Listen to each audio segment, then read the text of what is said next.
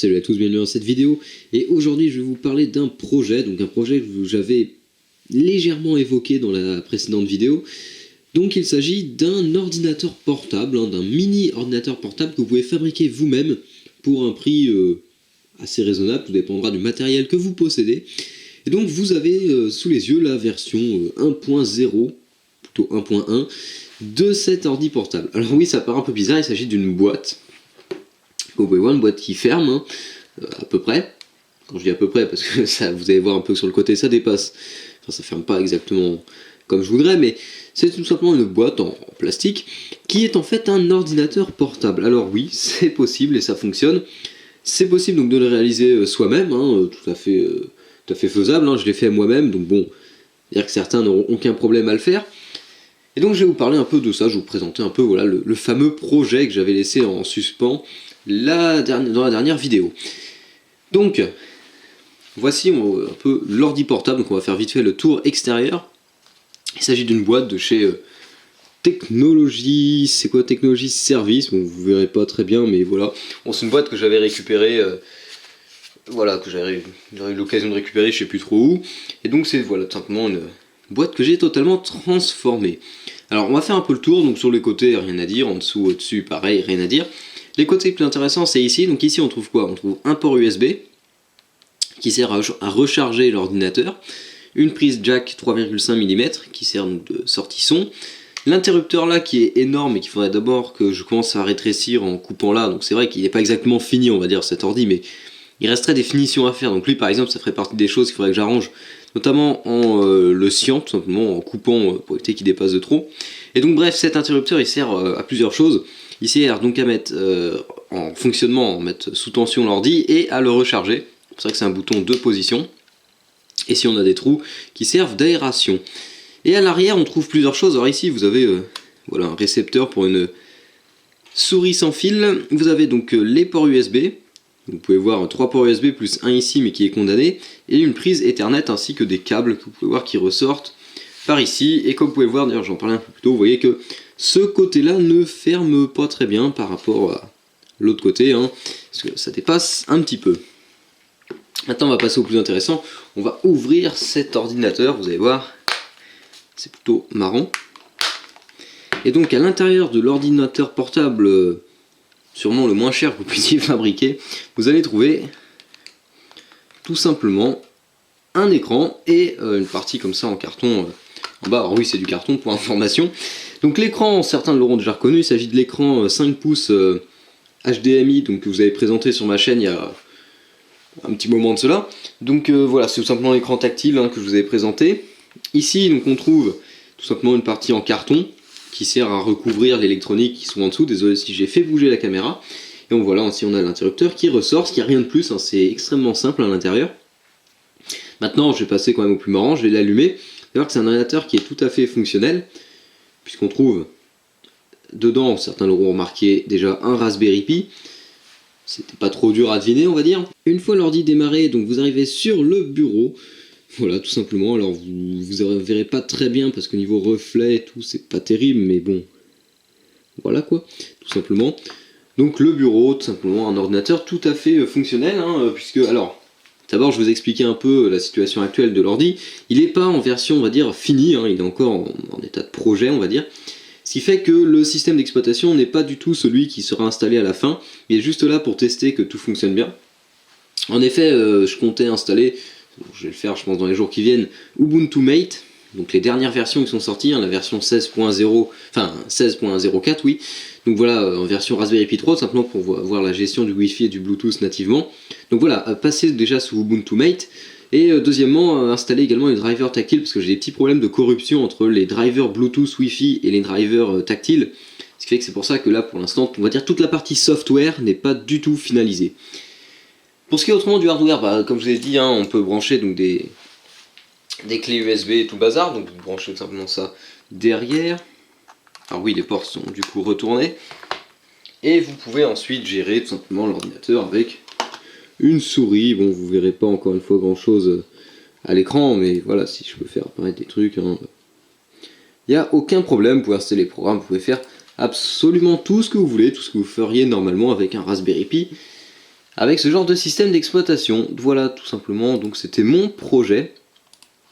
Alors je vous en parlais un peu plus en détail, hein, éventuellement pour ceux qui voudraient des détails techniques un peu plus poussés.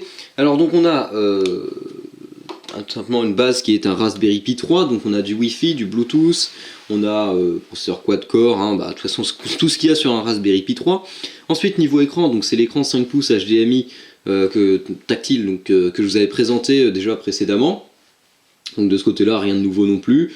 Tactile, donc voilà, comme j'ai dit, le tactile n'est pas encore géré, mais il fonctionne sans aucun problème. Simplement, voilà, il faut que je finisse la configuration des drivers. Donc au niveau de la boîte, c'est une boîte voilà, qui fait, alors j'ai pas les dimensions, mais je peux vous les donner sans problème, hein, on est sur du 14 cm sur 10 cm sur environ 4 cm, hein, donc on est sur assez serré. Tout simplement. Autrement, là, bon, on a une partie en bois hein, qui sert de cadre d'écran, un gros interrupteur ici. Ici, on a un port USB, donc, comme j'ai dit, qui sert à la recharge avec un petit circuit derrière. Donc, il y a beaucoup de fils électriques et tout bazar. C'est extrêmement compliqué à l'intérieur. Enfin, extrêmement. C'est pas énormissime, mais c'est assez complexe. Ici, donc, j'ai collé au double face simplement une partie en carton sur laquelle j'ai imprimé Powered by Raspberry Pi. Tout simplement, c'est pour donner un petit style et puis rendre ça plus propre. Et si vous voulez la détail en configuration en fait à l'intérieur, donc vous avez le Raspberry Pi qui se trouve ici, à l'envers, donc dans ce sens-là. Voilà, avec les ports USB vers le bas, donc qui se trouve posé là sur le fond de la boîte. De l'autre côté, sur la partie là, donc en gros c'est divisé en deux, vous trouvez tout simplement les batteries. Donc vous avez 5 cellules de batteries comme celle-là, qui sont des batteries que j'ai récupérées d'un ordi portable.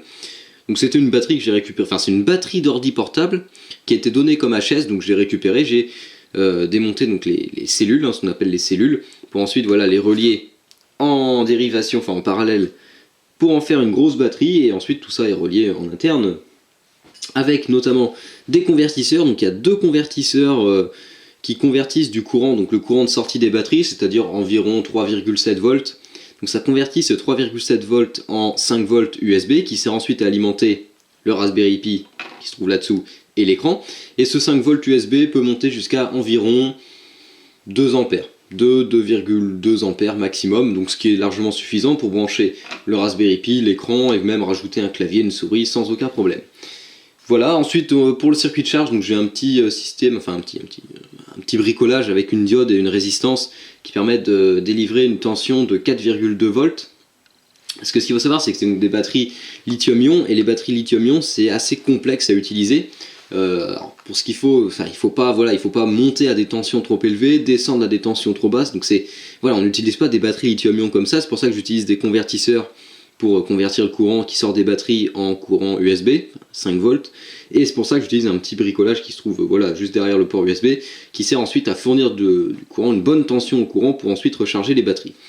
Les batteries justement, elles ont à peu près une charge, hein, un temps de charge, une capacité qui permet de tenir environ, alors tout dépend après de l'usage et du nombre de périphériques USB que vous avez de connecter, mais vous pouvez peut-être, au test que j'en ai eu, vous pouvez monter à 4 heures d'autonomie.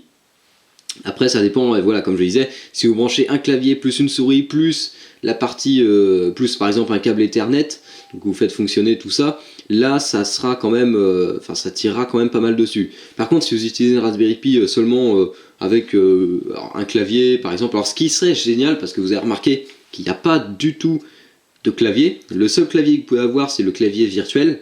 Donc là il faut utiliser l'écran tactile pour taper. La meilleure solution c'est d'utiliser les petits claviers, mais je vous mettrai une photo en incrustation, les petits claviers officiels sans fil comme ça, enfin plus ou moins officiels, les claviers sans fil qui intègrent une partie touchpad, une partie clavier, donc qui sont génialissimes et qui sont très compacts et qui permettent comme ça de servir entièrement de toutes les fonctions disponibles. Et donc le top c'est d'avoir un petit clavier comme ça. Malheureusement j'en ai pas là, mais peut-être qu'un jour je m'équiperai avec un clavier du genre, parce que comme ça vous permet de vous brancher tout simplement le petit récepteur du clavier, vous le branchez à l'arrière et vous pouvez carrément directement utiliser toutes les fonctions et puis ne pas avoir besoin de brancher un clavier et une souris. Enfin voilà, vous voyez ce que je veux dire, hein, je pense.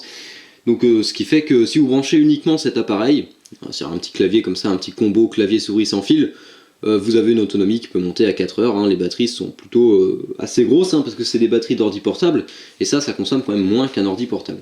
Après, au niveau du temps de charge des batteries, bah, c'est beaucoup plus long, parce que du coup, comme on charge à partir d'un port USB, on charge des batteries d'ordi portable, eh bien il faut au moins une nuit, voire une journée entière pour charger les batteries. Tout dépend en fait du niveau de charge des batteries au moment où vous voulez, voilà, les faire remonter un peu en charge. Ça fait beaucoup de charge dans la même phrase, mais bref. Voilà, il faut presque compter une journée de charge en fait pour remonter au maximum. Sachant que vous n'avez pas de jauge de batterie, donc il faut faire ça à l'œil, enfin à l'œil, voilà, il faut faire ça à peu près deux têtes. Sachant que le Raspberry Pi se met à rebooter lorsque les batteries sont trop basses, c'est-à-dire que lorsque vous descendez vraiment trop bas au niveau de la charge des batteries, eh bien le Raspberry Pi se met à rebooter, donc l'ordi reboot et puis après il se met à rebooter en boucle. Si vous avez ce phénomène-là, c'est tout simplement que, bah voilà, c'est foutu, hein. Les batteries sont à plat. Et puis bah après pour la charge maximale, il n'y a pas de niveau, donc bon, faut compter voilà une journée de charge et puis vous êtes tranquille. Autrement au niveau des petites évolutions qu'il y a eu, parce que bah il a quand même évolué un peu depuis le tout début que j'ai fabriqué. Alors premièrement, je suis passé donc d'un Raspberry Pi 2 que voici, je suis passé au Raspberry Pi 3 pour permettre l'intégration, enfin pour permettre d'avoir nativement du Wi-Fi et du Bluetooth. C'est quand même plus pratique sur un ordi portable. Donc ça, c'était le premier changement que j'ai fait. Alors ça a importé, enfin ça a posé quelques problèmes, notamment, vous pouvez le voir peut-être à la partie là qui est pas très jolie, mais bon, c'est que à la base, en fait, là, il n'y a plus de partie en plastique entre les deux ports USB. Expliquer ça comme ça. C'est-à-dire qu'au début j'avais percé 3 trous, un pour les ports USB là et un autre pour l'Ethernet, avec une partie en plastique voilà, qui divisait tout ça, qui divisait vraiment les 3 parties. Le problème c'est que mon Raspberry Pi 3 n'a pas exactement la même sortie au niveau, enfin la même longueur de sortie et tout, donc il a fallu que je recasse en fait, que je coupe les parties métalliques, les parties plastiques qui se trouvaient entre deux, donc ce qui fait qu'il y a eu voilà, quelques changements et c'est pour ça qu'on a des trous maintenant entre les deux blocs de port USB alors qu'il n'y en avait pas à l'origine. Deuxième changement également, ça a été le perçage ici pour refroidir un peu mieux le Raspberry Pi 3. C'est pas qu'il chauffe, mais bon, par précaution j'ai voulu percer pour éviter des petits problèmes. Alors voilà, ce projet je vous en reparlerai sûrement parce qu'il est loin d'être fini, hein, notamment comme j'ai expliqué au niveau software, j'ai beaucoup de boulot encore. Voilà, je vais carrément changer de système d'exploitation. Je pensais passer sous Ubuntu Mate avec un système de clavier visuel et tout bazar. Voilà, il y a encore beaucoup de travail, et puis bah, si vous avez des idées, vous pouvez toujours me les poser dans les commentaires, voilà, j'en reparlerai, de toute façon, ne vous inquiétez pas, j'essaierai d'en reparler. Autrement, voilà, pour la chaîne, bah, tout va bien. Si vous avez remarqué qu'il y a eu un trou, hein, j'ai eu un trou au niveau des vidéos, ça fait à peu près une semaine et demie, tranquille même, que j'ai pas publié de vidéo, c'est tout simplement parce que bah, j'étais pas là, j'étais pas chez moi, j'étais même pas en France, j'étais à l'étranger, donc j'ai pas pu faire de vidéo ni en publier, donc c'est tout simplement pour ça que vous avez eu peut-être un creux. Pour ce qui est des commentaires, j'ai essayé de répondre voilà, à tous les commentaires que j'avais, enfin que je recevais, mais c'est possible que j'ai passé quelques commentaires à l'as, malheureusement, bah voilà, vous pouvez toujours essayer de reposer vos questions. Voilà, donc je vous dis salut à tous et à la prochaine.